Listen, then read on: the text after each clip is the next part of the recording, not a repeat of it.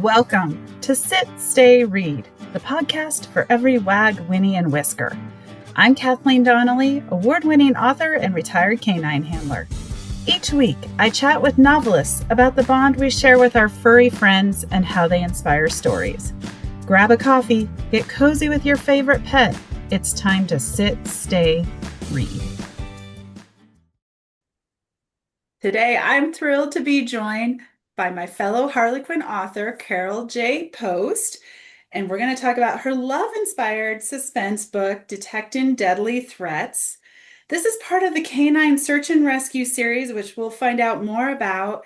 Features a brave coonhound, one of my favorite dogs, his handsome handler, Zach, and they find and save a beautiful young lady named Lauren after an earthquake. So I'm looking forward to diving into more about this book. Carol, welcome to the show. Thank you, Kathleen. Happy to be here. Yeah, I'm thrilled to have you. Before we dig in, I wanted to ask you to explain to our audience. This was something I didn't know, and I had written for Carina, which is an imprint of Harlequin. And then I was asked to write for Harlequin Romantic Suspense, and I realized there's all these different lines within Harlequin that have different types of books. So would you explain to us what is love-inspired suspense? Okay, Love Inspired Suspense is their Christian romantic suspense line. They have Love Inspired, just Love Inspired is Christian romance. Love Inspired Suspense is the Christian romantic suspense. And Okay. that's the one I write for. I love doing the suspense. And the faith thread is always, I mean, it's woven in as the characters experience things. I've never read a love-inspired or love-inspired suspense that comes across as preachy or, anything Yeah. like that. It's just you're seeing the struggles that the characters are going through and experiencing those with the characters, and then seeing how their faith or lack of faith sometimes, a lot of times when at the beginning of my books, one character, the hero or heroine, one will be a Christian and one will not be, Okay. but then they end up finding their path to the Lord before the end of the book. That is something that they require, is that both characters are Christians by the end of the book. And as Okay. far as the suspense part of it, and I think the Harlequin, intrigue and suspense and all that, outside of Love Inspired, I think that they're probably similar. I know you Yeah. just have to keep up the danger like all the way through, and you have to keep the heroine and hero, or at least one or the other, in danger. There's got to be the threats and kind of continually. And you do have your, breather spots, of course, Yes. but they're never out of danger until the end. And sometimes that can be a bit of a challenge. I was wondering about that. And I tell you what, this was so much fun to read. I had so much fun reading your book because it did have such great suspense and such great characters. And so why don't you tell us a little bit more about this latest release and the storyline, and also it's part of kind of a series, but not all written by the same author. Is that correct? Right. And a lot of times in continuity series, what they'll do is you'll like share settings, and characters will pop Okay. in and out of the different novels in the series and all. And I've been a part of two of the continuity series. We did a Okay. Baby Protectors back several years ago. And then this one, I have book two, and this one is book 16, Detecting Okay. Deadly Threats is 16. So book Wow. two, Trailing a Killer, came out back in 2021. So, I mean, it's been a long series. And Wow. they are, both of those series were the type, they're really only joined by theme. So we don't have to Okay. coordinate with the other authors or anything like that. Okay. And I know with at first, the first three books that they did, they wanted some kind of a natural disaster in, each of the Okay. books. And they asked me if I would do a hurricane. And I'm like, having lived in Florida, I'm in North Carolina now, but having lived in Florida all of my life at that point, and I had been through like more hurricanes than I could count. So it's like, this isn't even going to involve research. So that was now on this one, detecting deadly Yeah. threats. There was no requirements for setting or Okay. anything. I mean, basically, they just let me have free reign with it. I just had to have a search and rescue dog in there. Okay. Oh, very cool. Well, go ahead and share with us, and we won't do spoilers. I try not to do spoilers so Sure. everyone can read the book and enjoy it, but share a little bit about detecting deadly threats with us. Okay. Yeah, I had decided on this one. My sister helps me plot, and Oh, cool. so whenever I'm doing a new book, I'll get with her and we toss ideas back and forth. And she's the Fun. one who actually suggested doing an earthquake. And I live in the far southwest corner of North Carolina now. We moved here about 4 years ago. But there is it's actually the most active seismic zone east of the Yeah. Rocky Mountains, and it runs through the far western part of Tennessee. And so I did it's called the New Madrid seismic zone. And so I we decided, yeah, let's do a book set there. And Okay. so I went and, we visited, my husband and I, he helps me with research. And Nice. usually I always visit places that I am going to be writing about. And so we had gone camping at Reelfoot Lake State Park. We load our stuff and food and the three cats and head for wherever we're going in the camper. And so we stayed there, but I did all kinds of research on earthquakes and everything. And even though here we have earthquakes on a regular basis, but Oh, they're you too minor do. to feel. So I had never Okay. experienced one. I've just read, when you go to the sites that tell you about earthquakes and all, it'll tell you how many a year you've had and when the most recent Wow. was and all that. But it was like I had never experienced it. Well, about 2 months after I turned this book in, my husband and I are sitting in the living room one Saturday morning, about 9 o'clock in the morning. We're having our No. devotions, and we were like individual. He had his headphones on and was listening to something, and I was just reading my Bible app on my phone. And all of a sudden, I hear what sounds like far off thunder, and I'm Oh, listening, and wow. it's just rumbling. And I go, Chris, is that thunder? And he can't hear me because he's got his headphones on. And so then it's getting louder and louder. And I'm like, that's Gosh. not thunder. And so I go, Chris.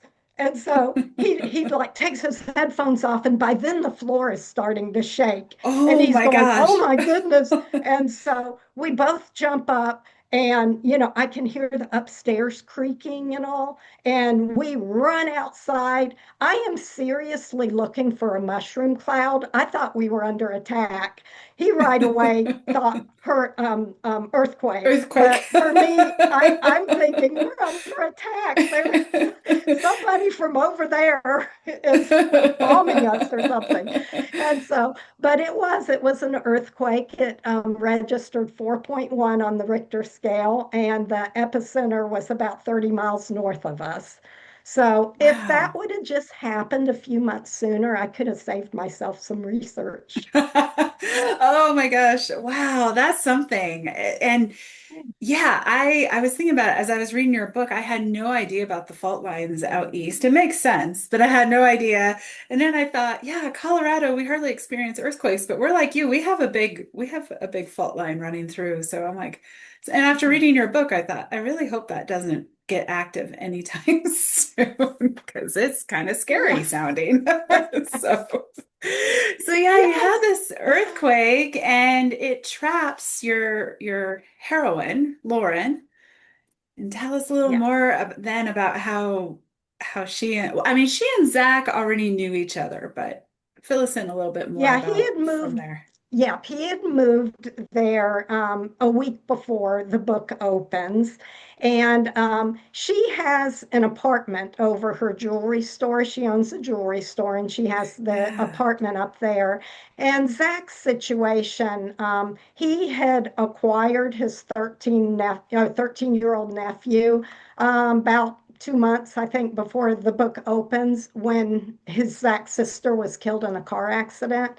And so William was acting out, getting into a lot of trouble and everything. So just before the book opens, that's when Zach leaves his job, leaves everything, and goes to Ridgely, Tennessee, rents this apartment over the top of the jewelry store.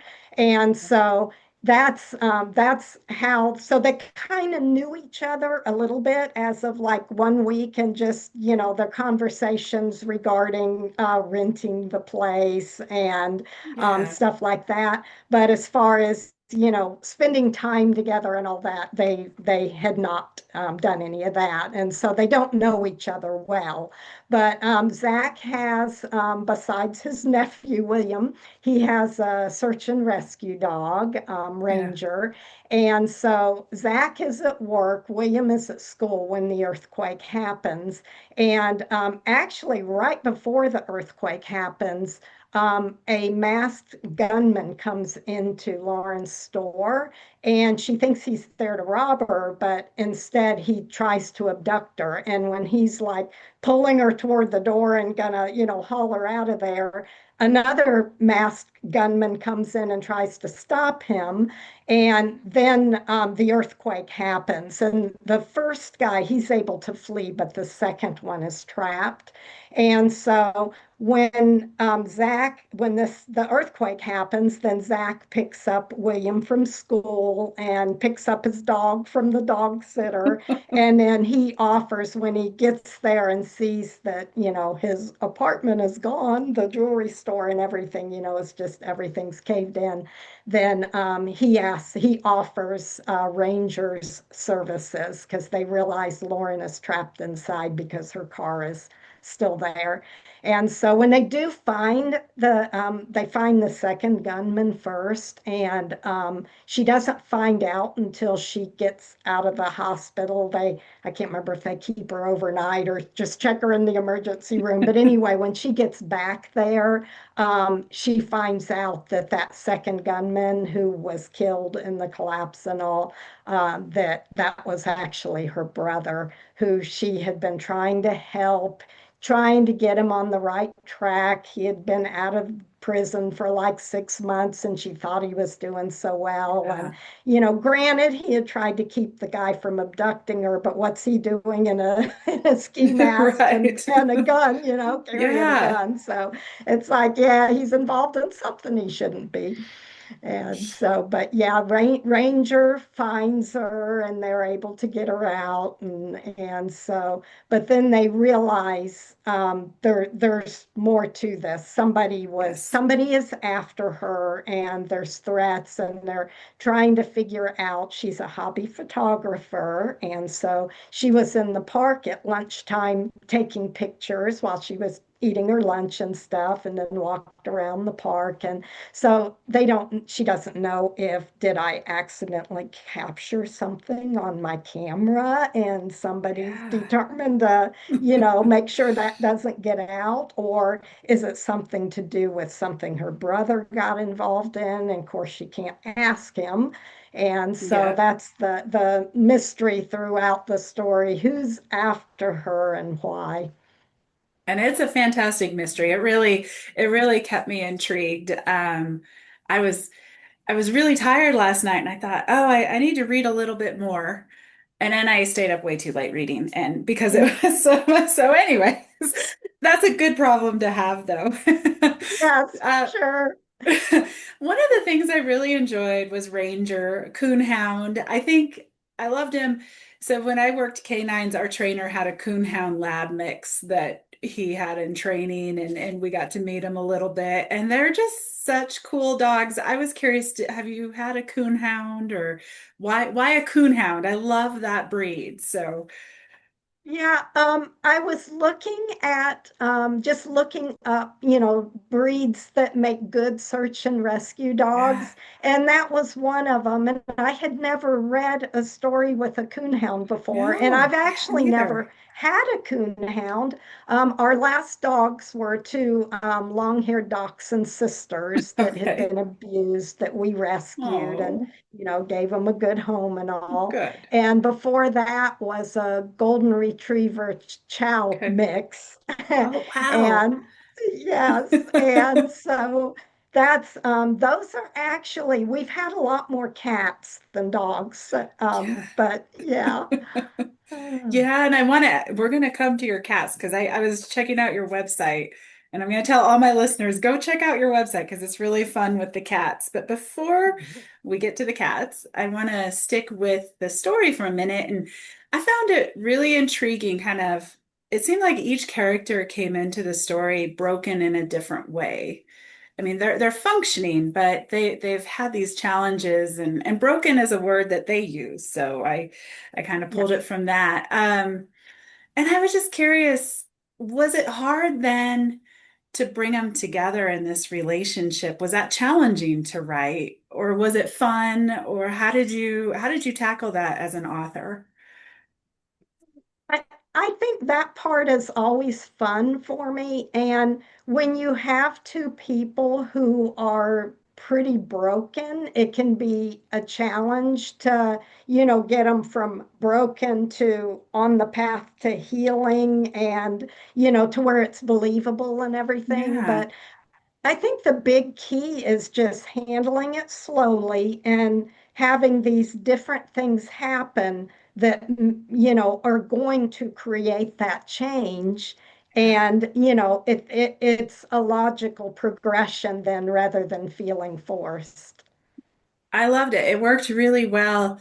And the other thing that came to mind as I was reading and when I finished your book, I thought, an earthquake is kind of what I would call an act of God. And with the Christian-based romance, was that in your thinking, like, here's an act of God who this earthquake actually saved her life, in a Right. roundabout way. So I was just curious, was that in your mind as you were writing it, or I didn't really think of it that way. I was more, thinking of it in terms of as far as, the Christian aspect and how our okay. relationship with God brings about healing of our past wounds and all. Okay, I love that. And I think too, one thing I'd be curious just to hear your perspective. This was my very first love inspired suspense read.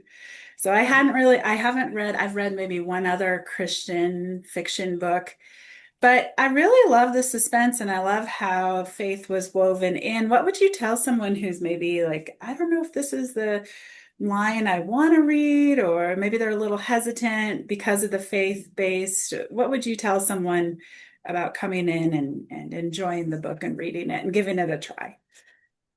Yeah, I would say since I've never read one, maybe there might be some out there, but I've never read one where you feel like you're being preached at. Yeah. And so I know that's a turnoff. And so I think that if somebody that, doesn't have a faith or is of a different faith or whatever, if they were to pick up a love inspired book or love inspired suspense, I think they could still enjoy it. And I know Mhm. I do have people that read that are, not Christians or Mhm. of a different faith or whatever, and they still enjoy the story. And Yeah. so I think that, it's since it's not like in your face, I Mhm. think that they would still enjoy the story because it's more, like I said, where the characters are experiencing these things, and this is how their faith, impacts their growth and all. that's awesome. That is yeah, I really like that. And it's yeah, the story was wonderful and so I love that. I was curious to ask you about that since I'm not a love inspired author and I thought, wow, this story was so good and it makes you kind of stop and think about your own life and your own, beliefs and stuff. So that's Good, great. good. Yeah, that's Yeah. always something I hope for, and something I pray for when I write my books, that God will use my stories to draw people closer to Him. Oh, I love it. Well, I'm going to switch gears a little bit because I always like to go to author websites and just learn a little bit more about you. And I found a picture. I believe your kitty has now crossed the Rainbow Bridge, but there was a kitty named Smudge, and Yeah. he or she, sorry, I wasn't certain, was being walked on a leash. And I love that. I have a friend who actually had a cat who was leash trained, but I'd love to hear more about your pet's current, past, and how Smudge came about being a leash trained kitty cat. Yeah, well, Smudge, he was completely deaf, and he Okay. showed up as a little tiny kitten. I think we were coming home. We had just gotten home from church, and we were getting out of the car, and our younger daughter says, Mom, I hear a kitten crying. And so we were listening, and sure enough, we had done yard work that Saturday, the day before, and we had piled limbs and stuff by the road and had the Spanish moss hanging from the limbs and stuff, because this is still Florida. And Okay. the kitten, it was raining, and the kitten had crawled underneath some of the moss to try to get Oh, out of the rain. And so we brought him in, and I think we already had two cats at the time. okay. And my husband he's always the voice of reason. I would probably have 30, but anytime a I'm the cat same needs a way. home, yeah, yeah. So anyway, he's like, we don't need another cat. We need to find a home for him. And so I had him in like a separate room, but it had like glass. We had a converted garage that we had. Okay. It was enclosed in, but it was like a French door that went out to it. And so there was glass. I could see, but I would forget to look down, and I would open the door and swing it open, and the cat would be because I would hit the cat. He'd be Oh right no. there at the door. So then I got where, okay, I need to remember to look down, but it was like he never heard me coming, and never Okay. heard the door, and it didn't register until he's sitting in the middle of the room with his back to me, just crying, carrying No. on. And I come out, and I'm going, "What's the matter, baby? What's wrong?" And he's like not responding at all. And it wasn't until I got partly past him that all of a sudden he goes, and that was the first he realized I was there. And I'm like, Okay. oh my goodness, this kitten is deaf. We can't give him up. And so my husband agreed to keep him. But he was the coolest cat. When Yeah. a lot of times what cats are afraid of is noises. And when you got a deaf one, Okay. they're just like not afraid of anything. I mean, I'd have to bump him out of the way with the vacuum cleaner. And I mean, Oh he was just no. the coolest, calmest cat. And so traveling, I thought, well, I'm going to go ahead and just put him in a harness and leash and see how he does. So that picture on my website, we were traveling to Connecticut, and we had Oh stopped at a wow. rest area in Virginia. And it was so funny walking him, because I'd be walking along the dog walk, and people would greet me and then look down at my dog and go, that's a cat. Yeah. So people weren't used to seeing that, but he was a really cool cat. And so we really, really enjoyed him. But our three now, we were actually a two cat family until Wondering. probably 2 months ago, maybe. We Okay. acquired a third kitty. We had our two were black, solid black, Ziggy and Zorro. And then we had a tuxedo show up and have four kittens in our woodshed. Oh no. Yeah. She knew And the right so home to go to, though. she did. She sure did. So my sister, shortly after that, she had to have her 17-year-old cat put to sleep. Oh, So she decided to adopt two of the kittens. And yeah. then some friends of ours adopted the other two. And so that just left Mama. And our Yeah. original plan was we thought she was feral. And so we were just going to have her fixed and put her back out and let her Hmm. be a mouser. And, we would feed her and everything, but, she'd Yeah. be an outdoor cat. Well, it turns out she's super sweet. She just wants to be in your lap all the time and cuddle and all. And I'm going, this cat is way too sweet to put back, outside. So, Yeah. so we named her Ziva to keep the Z thing going Nice. because for a long time, for several years, Ziggy and Zorro will occasionally take over my blog on Saturdays I with a saw post called that. It's Saturday. I love that. Yes. So we had to keep the Z name, the Z thing going so that Ziva can do her posts too. I love it. That's so much fun. Yeah, it was fun seeing all the different pictures on your website of current and past pets. But yeah, Smudge caught my eye because like I mentioned, I had a friend who had a rescue cat and she would walk her on a leash in college. And I hadn't seen one since that would ever put up with Yeah, I being can't on get a leash. Ziggy.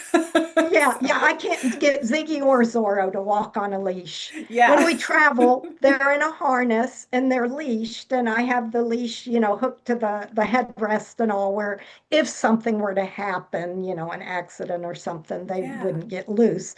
But I've never been able to get them to walk on a leash. So Tubby was special. Smudge. He got kind of fat, so Oh we no. nicknamed him Tubby. And then Oh, we used to have this kind of obnoxious DJ on one of the radio stations in Florida called Bubba the Love Sponge. And so my husband nicknamed him Tubby the Love Sponge because oh, he I was love real it. affectionate. And so yeah, so I'll slip and call him Tubby because and see the way he got the name Smudge is when we adopted him, he had these two gray smudges on the top of his head. Okay. So we thought Smudge is perfect. And at first Yeah. I thought it was dirty. He got into oil, but they didn't wash off. But Oh, then as he got interesting. older, they disappeared. So we ended Okay. up with this solid white cat named Smudge. I love it. I absolutely love it. That's such, their animals just come into our lives in such fun ways, and that's Yes. I love the pictures. So I encourage everyone listening to go out. The website, your website will be in my show notes. So check it out because it's really fun. So as we start wrapping up here, I'm curious, what are you working on next? I know this book, this is always the question. It's funny to ask as an author because like the book just comes out, you're like, yeah, I released a book, and yet we all want to know what's next? When's the next book coming out? Yeah, the next book is going to come out on April 28th. Okay, And this one is actually, it's book 4 in my Canine Defense series. And all of nice, these books feature working dogs. The first one's a police dog, then we have search and rescue. Then the third one is an emotional support dog through Canines for nice, Warriors because my hero's an injured veteran. And then the nice. fourth one, this is yeah, no, then the fourth one is a police dog, and that's the one coming out April 28th. And then Okay. the fifth one is the Coast Guard explosives detection dog. Ooh, And fun. that one will be out in October. And actually, as we're recording this, I'm working on the sixth book. And that Okay, one is going to have a cadaver dog or search and nice, recovery. And I'm actually basing him on a white German Shepherd that my critique partner bred many years ago, that nice. was trained in search and recovery, human remains. And he actually went on to work 9/11, and his Okay. name was Jerry, and he's actually featured in the book Dog Heroes of September 11th. Oh, that's wonderful. Oh, I love that. Okay. Very nice. There were a lot of dog heroes that day. There were a lot of heroes that day, but the dogs For certainly. sure, for Yeah. sure. Yeah, Yeah. and for anybody that wants to read, if they haven't read the first three books in the series, I know a lot of times it's good to read, books in a series in Hmm. order. Yeah. But if somebody wanted to pick up the, April 28th book, which is actually book four, it's actually a good place to start. Okay. You could start at book one or you could start at book four because basically, the first three books feature the Ashbaugh sisters. You've got three sisters that each are, heroine of each of the three books. Okay. But then the last three feature the Feldman siblings, who the Feldman brothers, twins, are police officers and all. Okay. And so they have kind of small parts in the third book, which Okay. is actually the Ashball girls. But they're you could really like start at book four and not miss anything as far as books four, five, and six. So if somebody Okay. wanted, that one is called Witness Safeguard Mission and Okay. releases April 28th. And it is actually available for pre-order even now as we record this. Awesome. Well, very fun. I look forward to reading it. That those sound like fantastic. And those are also under the Love Inspired Suspense line. Is They that right? are, Okay. yes. Okay. I figured they were, but then I thought like I said, I never realized until I started writing for Harlequin how many different lines they had. It's fun. It's fun to read all the different ones. So yeah. Yes.